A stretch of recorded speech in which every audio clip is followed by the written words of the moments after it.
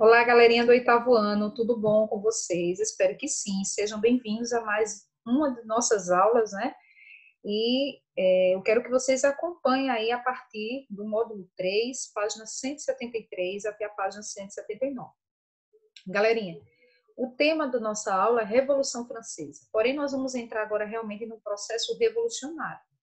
Na nossa última aula, nós falamos da França antes do processo revolucionário, tá? O que estava acontecendo com a França antes da Revolução?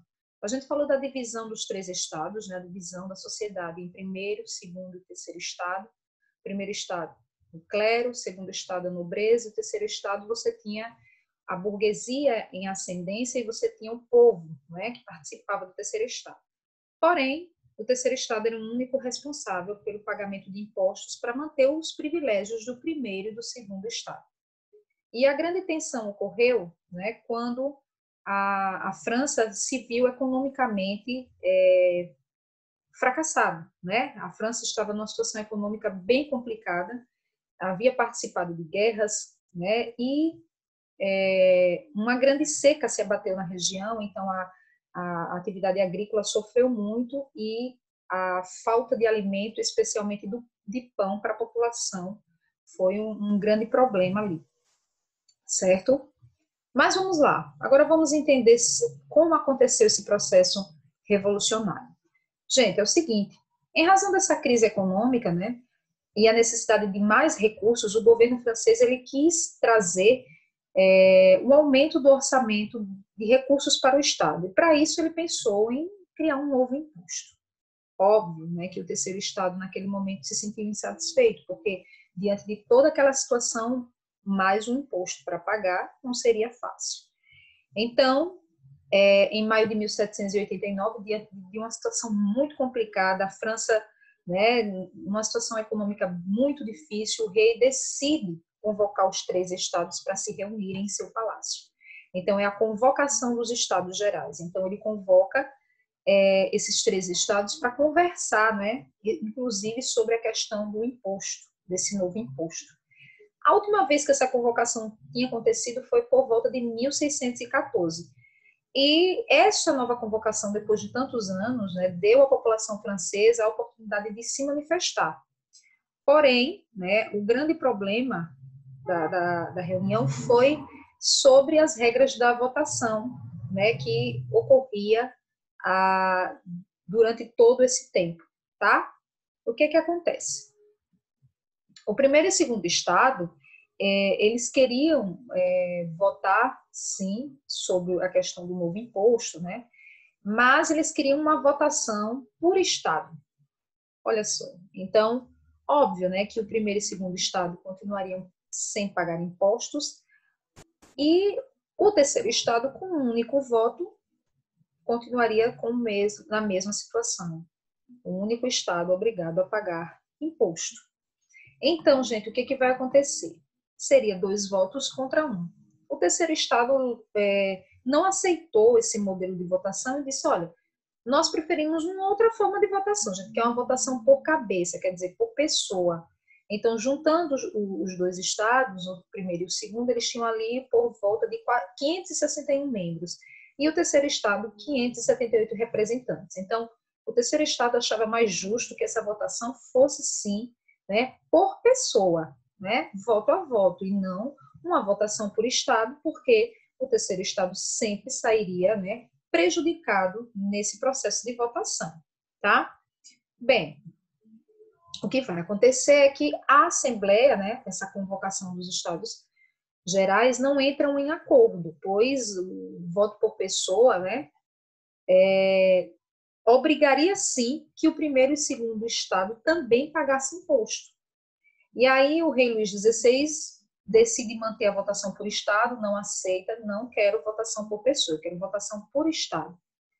E o terceiro estado, porém, né, insatisfeito, se autoproclama uma Assembleia Nacional. Isso por volta de 17 de junho de 1789. Então, Luís XVI ordenou o fim da reunião, tá?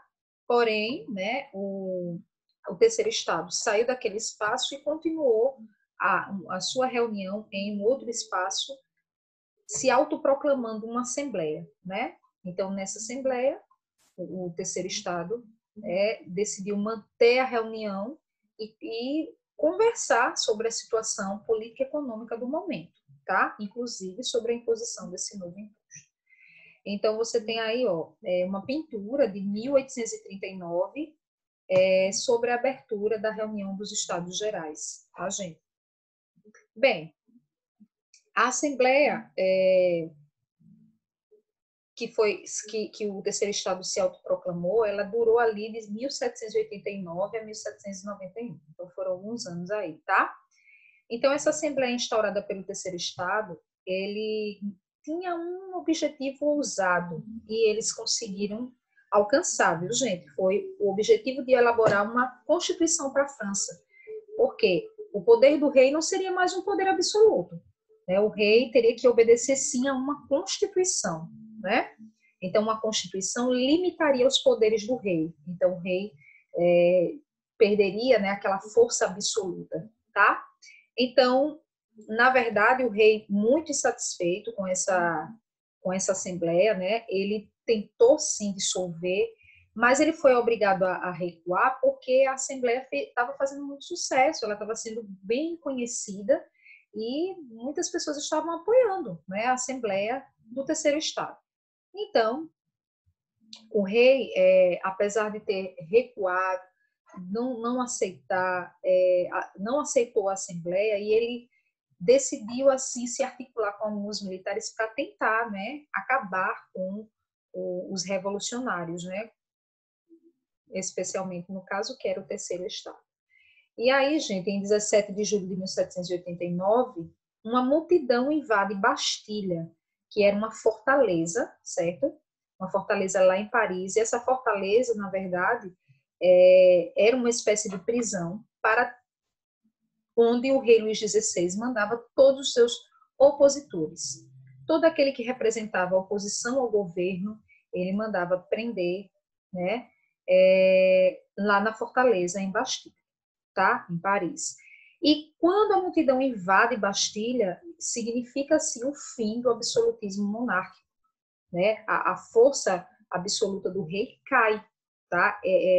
A destruição da fortaleza simbolizou isso, o fim do poder absoluto do rei, tá? Bem, agora no campo as agitações também aconteciam, não era só na cidade, né? Você tinha os camponeses ali insatisfeitos com toda a exploração, né, que os senhores feudais mantiveram ali ao longo dos anos. Então, o senhor feudal doava algumas terras, o camponês trabalhava, mas quem vivia no luxo, né, recebendo os melhores produtos alimentícios, eram os nobres, né, os donos das terras. E aí esses camponeses se uniram, invadiram castelos, invadiram as terras dos nobres, saqueavam, tá? Buscavam os papéis das dívidas, né? Porque os camponeses tinham que pagar os impostos também. Então eles pegavam esses papéis das dívidas de impostos e queimavam, destruíam, né? E foi um período bem complicado também no campo, que foi conhecido como o período do Grande Medo. A população camponesa se levantou, né, contra tanta exploração vivida, né, durante o regime absolutista, tá? Então, é nesse período que a Assembleia também vai declarar extinto os privilégios feudais, né? Então, o primeiro e o segundo Estado, com todos os seus privilégios, a partir da Assembleia Nacional Constituinte, eles perderão esses privilégios. Então, a Assembleia ela vai estabelecer que todos são iguais perante a lei, né? Não tem essa história de que um paga, outro não paga. Não, todos são iguais perante a lei. Então, todos têm direito à liberdade, todos podem defender a sua propriedade privada, né? Tem direito à defesa da propriedade privada. Então, com isso, eles vão concretizar aquele lema, o lema da Revolução: liberdade, igualdade e fraternidade. Bem, e aí eles se inspiram na Declaração de Independência dos Estados Unidos, né, que ocorreu anos antes, e a Assembleia, eles decidem também elaborar um documento, que é a Declaração dos Direitos do Homem e do Cidadão. Entre esses direitos escritos o que se destaca é o direito à liberdade, à igualdade e à propriedade privada.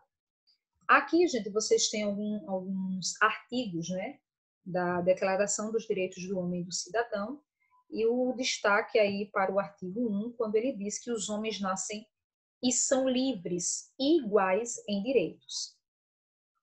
Certo? Então, isso tem muito a ver com o lema da Revolução.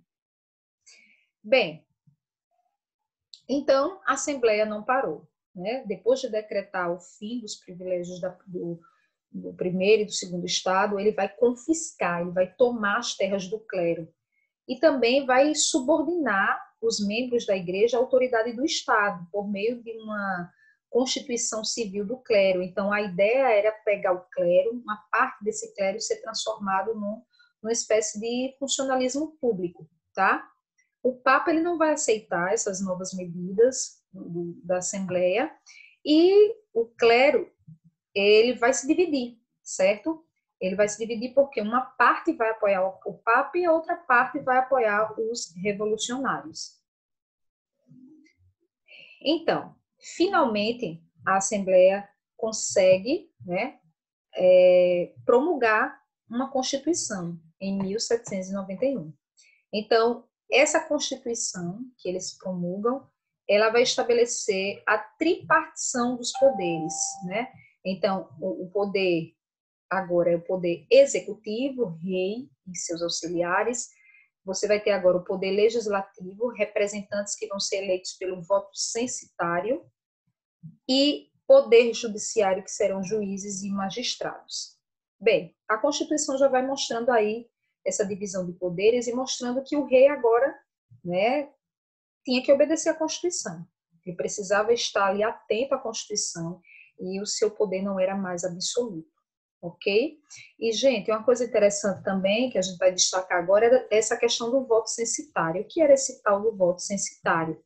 Na verdade,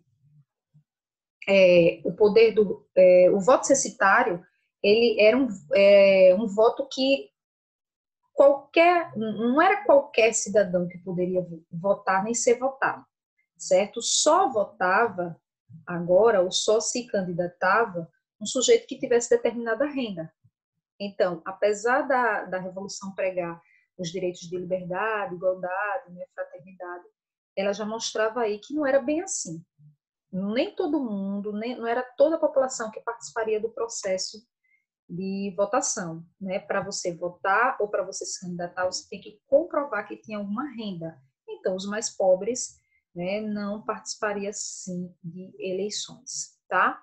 E aí, a maioria da população estava excluída do processo político. A verdade era essa, tá? Com essa Constituição aí, a maioria da população estava realmente excluída do processo político.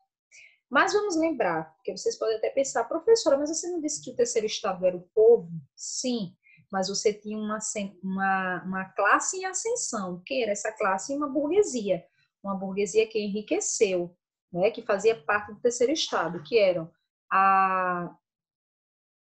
os grandes proprietários de indústrias agora, eram os banqueiros, eles enriqueceram, né, faziam parte do terceiro estado, enriqueceram. Porém, né, o que eles estavam ali se mostrando? Que a vontade deles era que deveria ser preservada, né? Não era realmente o povo, né, mas eram interesses da burguesia. Então, a burguesia ali, quando você vê o voto censitário, você percebe que é um interesse da burguesia, né, dessa grande burguesia rica, essa burguesia empresária, dona de indústria, bancos, né, essa burguesia rica. Tá? Bem, assim, gente, com essa Constituição, o poder do rei fica limitado, né? O rei não tem mais poderes absolutos, tá? Bem, aí vem a fase da monarquia constitucional. O rei Luís XVI, ele vai ser obrigado a aceitar essa nova Constituição, né? A aceitar a Constituição, até então não tinha. E aí, ele tenta fugir da França. Nesse processo de fuga, ele vai ser capturado e preso. E aí ele vai ser preso, vai ser confinado em um palácio, Palácio das Tulheiras, e vai ficar sob vigilância.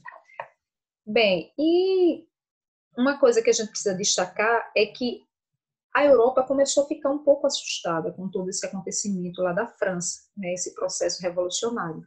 Então, as monarquias absolutistas que estavam ali ao redor da França pensavam em se organizar para trazer de volta o poder para as mãos do rei Luís XVI, né, trazer de volta o poder absoluto.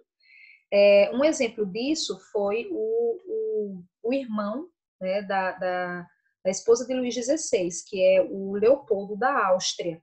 Era irmão da Maria Antonieta, que era esposa de Luís XVI. Ele convocou alguns reis europeus para tentar ajudar, né, a monarquia francesa. E o país que foi adiante nessa ofensiva foi a Prússia. Então, diante da invasão da Prússia, a Assembleia chamou o povo, convocou os cidadãos para a guerra para expulsar todos aqueles que tentassem, né, organizar um retorno do poder absoluto para a França. Então, ao redor da Europa, você tinha ali reis com medo, e esses reis queriam trazer para a França o poder absoluto, né? Queria o retorno do poder absoluto. Então, havia um medo também dos outros reis ali de que a Revolução Francesa se espalhasse por outras nações europeias. Tá certo, gente? E, diante disso, a multidão, muito enfurecida, achou que o rei era um traidor. Ora, você está convocando outros reis para que, né, você volte ao poder, então a população dizia, você é um traidor. Né? Então, esses revolucionários disseram assim, não tem nem mais monarquia constitucional. Né? Se você não quer obedecer à Constituição, então vamos abolir a monarquia. E aí é proclamada a República, tá? Então, fim da monarquia constitucional e proclama-se a República na França. Então, esse é o momento em que o Palácio das Tulheiras é invadido, quando o rei é considerado um traidor. Então, agora, né, que o rei não reinava mais, né, foi considerado um traidor, a França agora estava sob um regime republicano, eles precisavam decidir qual era o destino do rei. O que a gente vai fazer com esse rei? Então, formou-se assim uma convenção nacional. Nessa convenção nacional você tinha representantes eleitos pelo sufrágio universal masculino. Por que sufrágio universal masculino, gente? Porque só homens votaram, tá? E alguns partidos atuaram nessa convenção nacional. Os partidos que atuaram foram os girondinos. Os girondinos representavam a alta burguesia, tá? Eram aqueles banqueiros,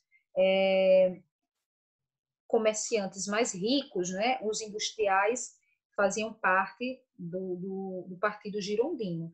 E esse grupo, ele era considerado moderado.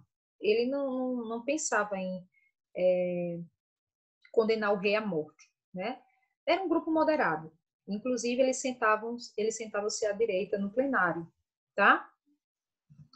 Os jacobinos, que era a burguesia pequena, uma burguesia média, o proletariado, o povo, a classe trabalhadora, era aquele grupo mais radical, tá? E eles defendiam o interesse do povo. Quem liderava era Robespierre e Saint-Just, e eles já pregavam que o rei deveria ser condenado à morte. Ok, gente?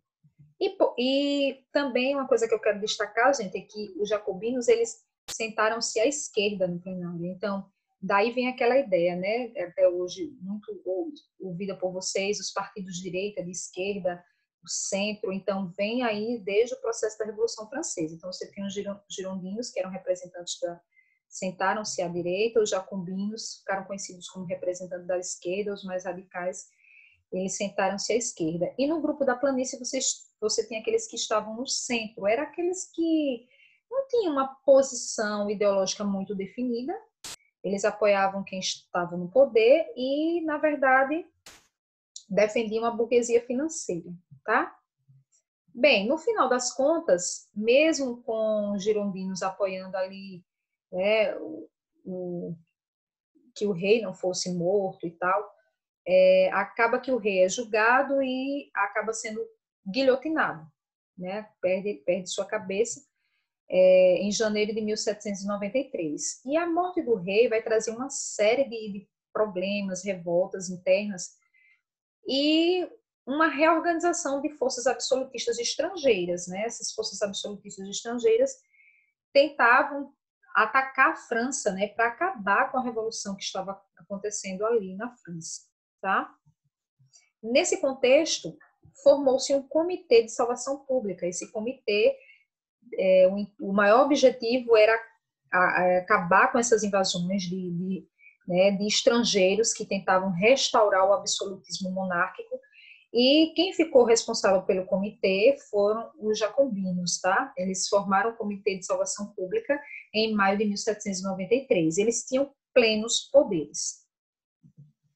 E aí essa fase dos jacobinos, né, no poder, foi conhecida como a fase do terror, a fase do terror, que foi de junho de 1793 a julho de 1794. Então, esse período conhecido como o período do grande medo, terror, especialmente para os não-jacobinos, porque muitos que não faziam parte do grupo dos jacobinos tinham medo de perder suas cabeças.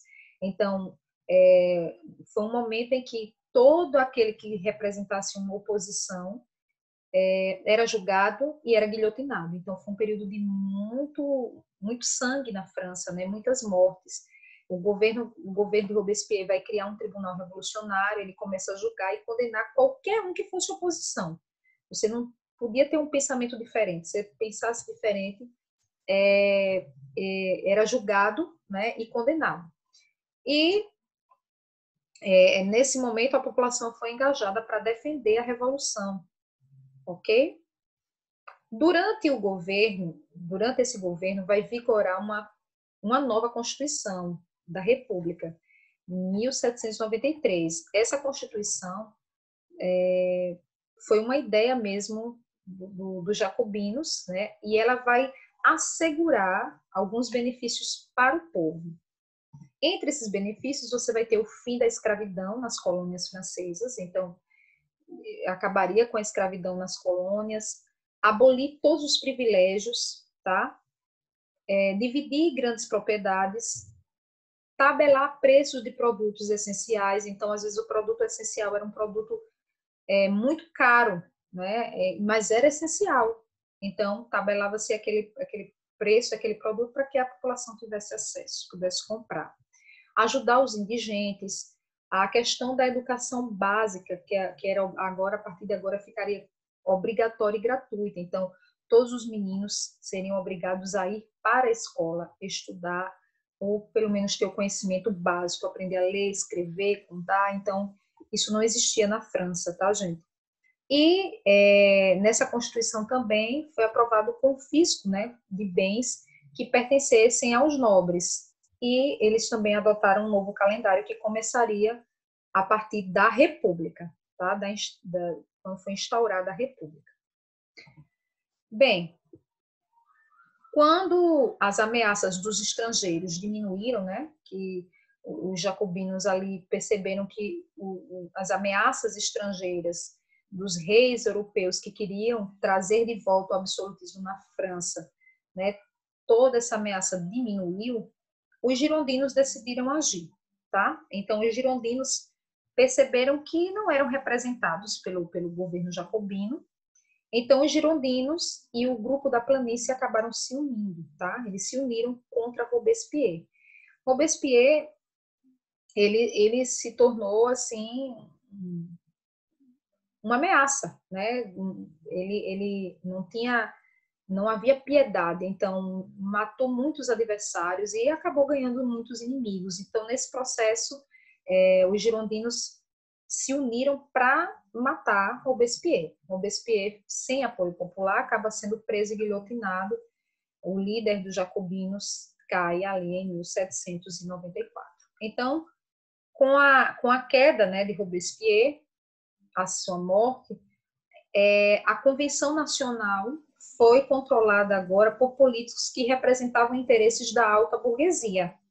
Então, você aí tem sai aquele grupo que se preocupava com interesses do povo e vem agora os girondinos, que se preocupavam com interesses da alta burguesia. Com uma nova orientação política, eles decidiram elaborar, então, uma nova Constituição para a França. Então, nessa nova Constituição, eles estabeleceram uma continuidade do regime republicano. Eles não tiraram o regime republicano, a República continuaria, porém, eles trouxeram de volta o voto censitário. Lembra que eu falei, gente, no início do voto censitário? Só poderia votar, né, ou só poderia se candidatar quem tivesse determinada renda. Então, a maioria da população ficava excluída do processo político. E eles também criaram um diretório, que foi de 1795 a 1799. Nesse período, né, houve várias tentativas para controlar o descontentamento da população e conseguir afirmar o controle político da burguesia. A burguesia agora estava se mostrando forte e firme, dizendo não, agora nós quem controlamos o poder. E aí vem, finalmente, a fase do diretório, quando os girondinos voltam ao poder. Lembre-se que os girondinos representavam interesses da alta burguesia, então, na verdade, ali, os interesses do povo praticamente foram esquecidos nessa fase, e é nesse momento que surgem alguns movimentos radicais, né, tentando trazer para a política os interesses do povo, da população. Um exemplo desse grupo radical foi o sans-culotte. E o sans-culotte, na verdade, ou sem-culotte, era um grupo radical que andavam com calças folgadas, porque era um costume na França os homens usarem calças bem coladinhas. Então, esses homens eram conhecidos como sans-culotte. Então, esse grupo mais radical tentavam combater ali os girondinos e os interesses da alta burguesia, porém não tiveram muito êxito, tá? Ou não tiveram nenhum êxito, gente, a verdade é essa. Bem, e aí, nessa época, uma figura que vai se destacar é Napoleão Bonaparte, porque ele vai ganhar prestígio militar. E com o apoio da burguesia e o apoio do exército, ele vai fazer um golpe de Estado. Em 1799, Napoleão ele acaba com o diretório, ele dissolve o diretório, que era governado pelos girondinos, e ele vai criar uma nova forma de governo, que era o chamado consulado. Tá? Esse episódio ficou conhecido como 18 Brumário. Com isso, Napoleão consolidava as conquistas da burguesia e pôs fim ao processo da Revolução. Bem, galerinha, é isso, tá? Uma coisa que eu quero que vocês entendam é que a população começou com interesses do terceiro estado. Porém, nesse terceiro estado, você tinha um grupo, né, uma burguesia ascendente, rica, e conseguiu, né, esse grupo conseguiu deixar os interesses da população, do grande público, da população mais pobre do terceiro estado, eles conseguiram deixar de lado, esquecer esse povo. Então, os girondinos conseguiram ascender o poder, né, seus interesses, e, na verdade, o que a gente percebe é que os interesses do povo, da população, foram esquecidos. E essa ideia de liberdade, igualdade e fraternidade não se concretizou de verdade, tá? Na França revolucionária, tá certo? E a gente finaliza aqui, eu agradeço a atenção de vocês. Vai ter sim, gente, uma atividade para vocês agora postada no portal, tá? E vocês precisam fazer essa atividade porque a gente vai avaliando quem está realizando as atividades. Então, aguardo vocês realizando essas atividades e eu vou observando quem já está respondendo, tá bom? Então, vai ter atividade para fazer agora e uma atividade para fazer ao fim posterior, né? Para vocês terminarem ao fim da aula, então, tá? Agradeço. E dúvidas, depois a gente pode fazer um fórum e podemos colocar também algumas dúvidas em uma aula ao vivo. Tchau, tchau, galerinha. Obrigada pela atenção.